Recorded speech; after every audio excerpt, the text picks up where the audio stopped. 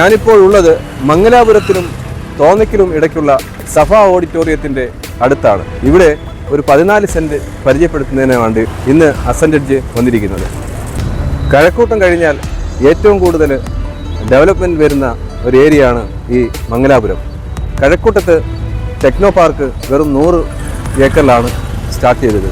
ഇവിടെയാണെങ്കിൽ ഏകദേശം 500 ഏക്കറാണ് ഗവൺമെൻറ് ടെക്നോസിറ്റിക്ക് വേണ്ടി അക്വയർ ചെയ്തിട്ടിരിക്കുന്നത്.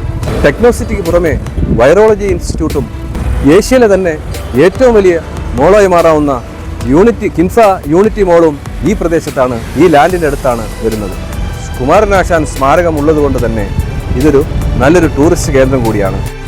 ഞാൻ ഇത്രയും പറയാനുള്ള കാരണം, ഒരു ലാൻഡിലേക്ക് നമ്മൾ ഇൻവെസ്റ്റ് ചെയ്യുകയെന്നുണ്ടെങ്കിൽ ആ ഏരിയയിൽ വരുന്ന ഡെവലപ്മെൻറ്റിനെ കുറിച്ച്, റീസെയിൽ വാല്യൂവിനെ കുറിച്ചും നമുക്ക് ഒരറിവുണ്ടായിരിക്കണം.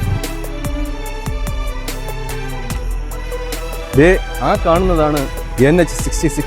അവിടെ നിന്ന് വെറും 100 മീറ്റർ ദൂരം മാത്രമാണ് ഈ ലാൻഡിലേക്കുള്ളത്. ഞാൻ പറഞ്ഞ 14 സെൻറ്റ് പ്രോപ്പർട്ടി ഇതാണ്. ഇതിനെ നമുക്ക് വേണമെങ്കിൽ 7 സെൻറ്റായിട്ടും ഡിവൈഡ് ചെയ്ത് മേടിക്കാവുന്നതാണ്. ഈ ടൗൺഷിപ്പുമായി അടുത്ത് കിടക്കുന്ന ഈ ലാൻഡിന് ചോദിക്കുന്ന വില 10 ലക്ഷം രൂപയാണ്. എന്നാൽ പ്രൈസ് നെഗോസിയേഷനും സാധ്യമാണ്. ഈ പ്രോപ്പർട്ടിയെക്കുറിച്ച് കൂടുതലറിയാൻ താല്പര്യമുള്ളവർ അസൻഡഡ്ജ് കൺസൾട്ടൻസിയുമായി ബന്ധപ്പെടുക.